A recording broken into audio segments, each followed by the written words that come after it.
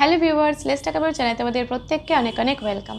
আজকে আমি তোমাদের সাথে শেয়ার করব, এমন অনেক সময় হয়ে থাকে দেখবে আমাদের বেবিদের নাক দিয়ে কেমন শনশন শব্দ হচ্ছে, বা গলার কাছে কেমন একটা ঘর ঘর শব্দ বা একটা ফাটা ফাটা মতন শব্দ হচ্ছে, বা বুকের কাছে কান রাখলেও কিন্তু একটা ঘর ঘর মতন শব্দ শুনতে পাওয়া যায়। তো এই ধরনের শব্দগুলো কেন গলার থেকে বা নাক থেকে বা বুকের মধ্যে থেকে বেরোয়, সেক্ষেত্রে আমরা কী করতে পারি, কোন ক্ষেত্রে আমাদের চিন্তা করার কিছু নেই, কোন ক্ষেত্রে আমাদের অবশ্যই ডক্টরের পরামর্শ নেওয়া উচিত, এই পুরো ব্যাপারটাই আজকে তোমাদের সাথে শেয়ার করব। তাই ভিডিওটা তোমরা অবশ্যই পুরোটা দেখো, এতে তোমাদের একটা হেল্প হতে পারে। So let's get started.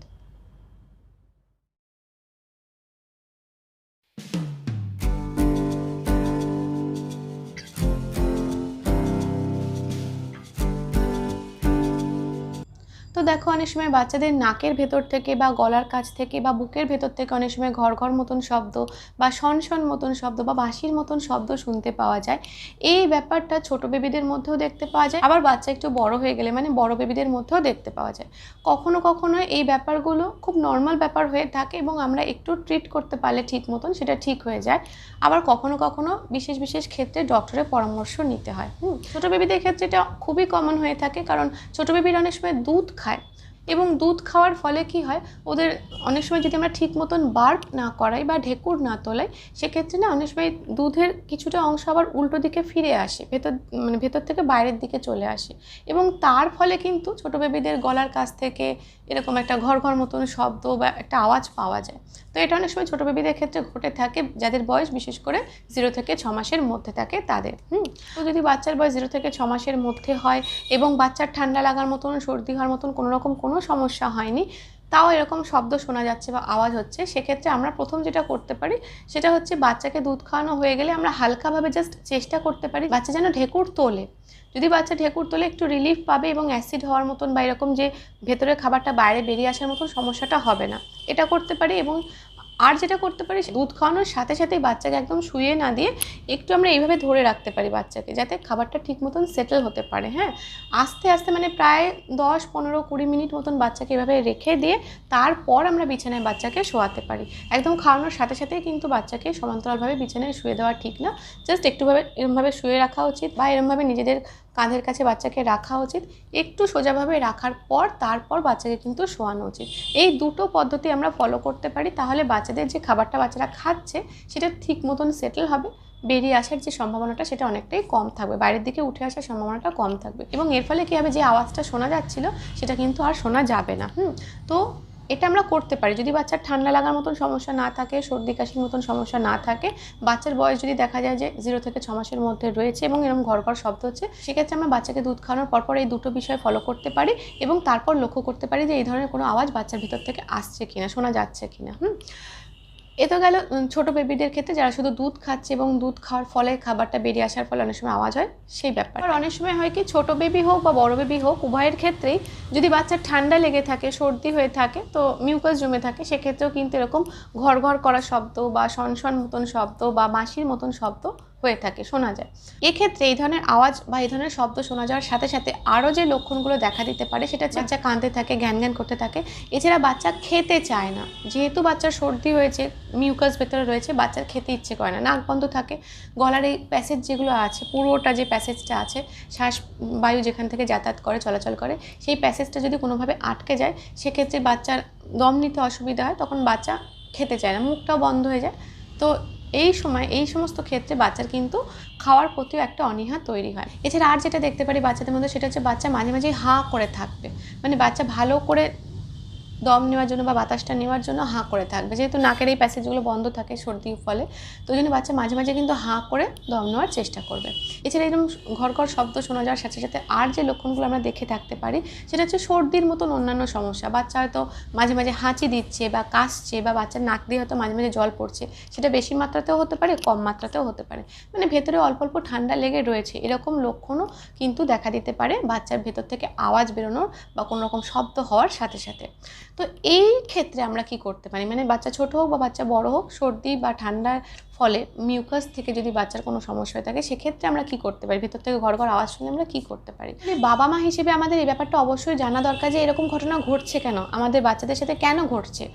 সবার ক্ষেত্রে কিন্তু নাও ঘটতে পারে, আমাদের বাচ্চার ক্ষেত্রে কেন ঘটছে, বা এক্ষেত্রে এই ব্যাপারটা কতটা ভয়ঙ্কর হতে পারে, কি কি ব্যবস্থা নেওয়া যেতে পারে ইত্যাদি ইত্যাদি। তো ফার্স্টে বলি, দেখো আমাদের বড়দের বলো বা ছোটদের বলো, প্রত্যেকের ক্ষেত্রেই এই যে নালী যেখান দিয়ে আর কি শ্বাসবায়ু যাতায়াত করছে, একদম ফুসফুসে যাচ্ছে, আবার ফুসফুস থেকে খারাপ বাতাসটা নাক দিয়ে বেরিয়ে যায়, এই যে পথটা ছোটদের ক্ষেত্রে বলো বা বড়দের ক্ষেত্রে বলো, সবার ক্ষেত্রে কিন্তু খুব সরু হয়। ছোটদের ক্ষেত্রে সেটা আরও সরু হয়, এবং মানে নর্মাল অবস্থাতে সেটা খুবই সরু থাকে। এবার যখন বাচ্চাদের ঠান্ডা লেগে থাকে তখন ভেতরে কফ তৈরি হয় বা মিউকাস তৈরি হয়। সেই মিউকাস কী হয়, কখনো কখনো এই নাকের ভেতরে যে সরু নালী আছে সেখানে জমে থাকতে পারে, কখনো গলার কাছে জমে থাকতে পারে, আরও ভেতর দিকে বুকের কাছাকাছি গিয়ে জমে থাকতে পারে, এমনকি অনেক বাড়াবাড়ি হলে বুকের ভেতরে বিভিন্ন রকম বায়ুথলি থাকে সেখানেও জমতে পারে। তো এর ফলে কি হয়, যে সরু প্যাসেজগুলোর মধ্যে দিয়ে বাতাস যাতায়াত করতো নর্মালি, সেই প্যাসেজগুলো মিউকাস জমার ফলে আরও সরু হয়ে যায়, এবং যখনই সেটা আরও সরু হয়ে যায় তার মধ্যে দিয়ে একটু ফাঁক দিয়ে বাতাস যাতায়াত করার চেষ্টা করে, এবং তখন বিভিন্ন রকমের শব্দ শোনা যায়। এক একটা জায়গায় যখন ব্লকেজ তৈরি হয় বা আটকে যায় সেই পথটা, তখন এক এক রকমের শব্দ তৈরি হয়। নাকের এরকম ভেতরের দিকে কোনো প্যাসেজে যদি মিউকাস জমে থাকে, তখন এরকম সিটি দেয়, যেরকম হয় না সিটি হওয়ার মতন যে আওয়াজগুলো হয়, সেরকম আওয়াজ শুনতে পাওয়া যায়।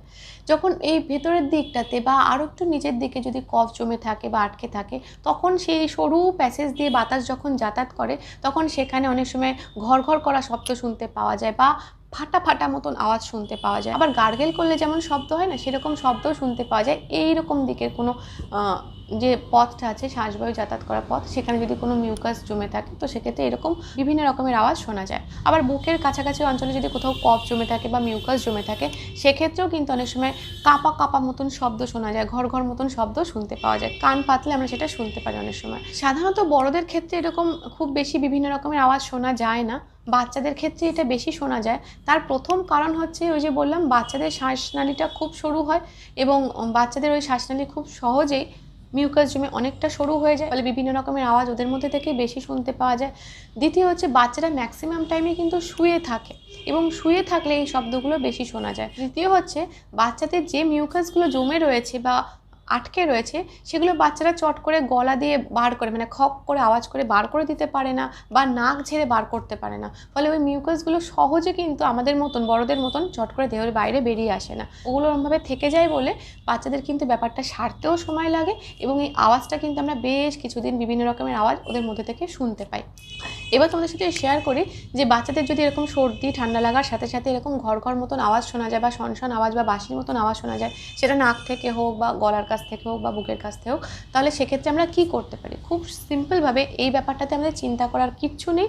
ঠান্ডা লাগার ব্যাপারটা যখন কেটে যাবে, ভেতরে জমে থাকা মিউকাস যখন আস্তে আস্তে বেরোতে শুরু করবে, এই ধরনের আওয়াজও কিন্তু কমে যাবে। এক্ষেত্রে মানে দুধ খাওয়ার যে ব্যাপারটা তোমাদের সাথে শেয়ার করলাম, সেক্ষেত্রেও যেমন চিন্তার কিছু নেই। এই সর্দি ঠান্ডা লেগে মিউকাস জমে যদি এরকম বিভিন্ন রকমের আওয়াজ হয়, সেক্ষেত্রেও চিন্তার কিচ্ছু নেই। যা যা আমরা নর্মালি করে থাকি ঠান্ডা লাগার ব্যাপারটাকে ঠিক করার জন্য, সেই ব্যাপারগুলো আমাদের পরপর করে যেতে হবে।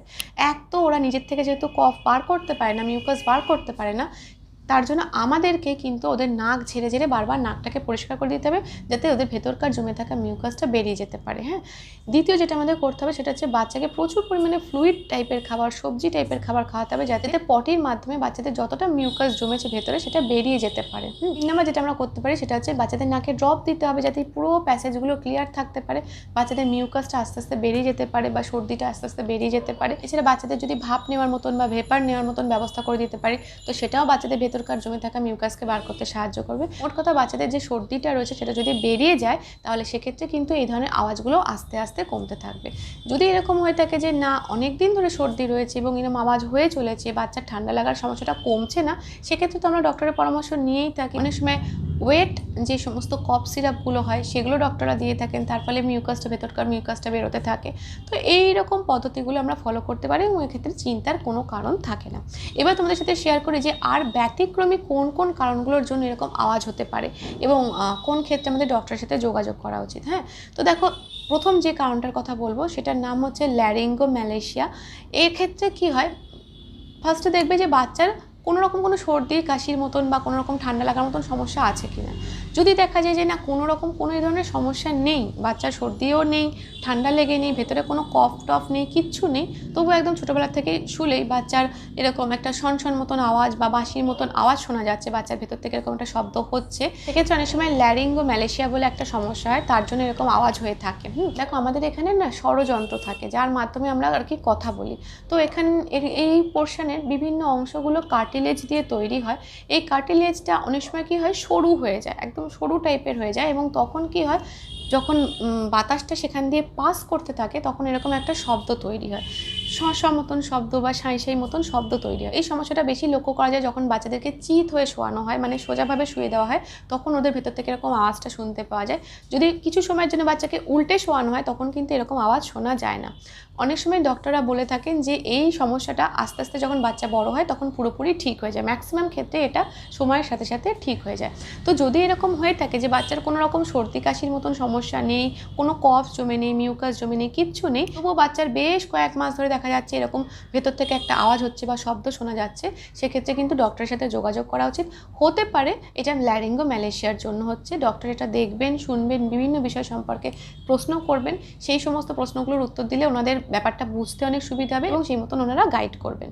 এছাড়া যদি এরকম হয়ে থাকে, এরকম শনশন শব্দের সাথে সাথে বাচ্চার মাঝে মাঝেই জ্বর আসছে বা এরকম বাঁশির মতন মাঝে মাঝে শব্দ শোনা যাচ্ছে, বা বাচ্চার কাশির সমস্যা খুব রয়েছে, সর্দি টর্দি নেই, কফ টফ নেই, কিন্তু বাচ্চার কাশির সমস্যা মাঝে মাঝেই হচ্ছে, বাচ্চা যখন শুয়ে থাকে এরকম শনশন শব্দ বা আওয়াজও শোনা যায়, তো সেক্ষেত্রে কিন্তু হাঁপানির মতন সমস্যাও হতে পারে বাচ্চার।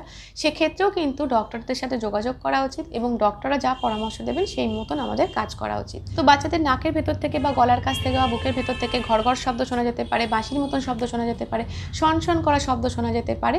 এর কিছু নর্মাল কারণও থাকে যেগুলো আমরা নিজেরাই ট্রিট করতে পারি, ঠিক করতে পারি, আবার কিছু ব্যতিক্রমী কারণ থাকে যেগুলোর জন্য আমাদের ডক্টরের পরামর্শ নেওয়া উচিত। তো আজকে ভিডিওটা এই পর্যন্তই থাকলো। যদি তোমাদের ভিডিওটা ভালো লেগে থাকে তাহলে একটা লাইক করো, শেয়ার করো, সাবস্ক্রাইব করো আমাদের চ্যানেলটা, আর আমাদের চ্যানেলের সঙ্গে অ্যাটাচ থেকো। Thank you.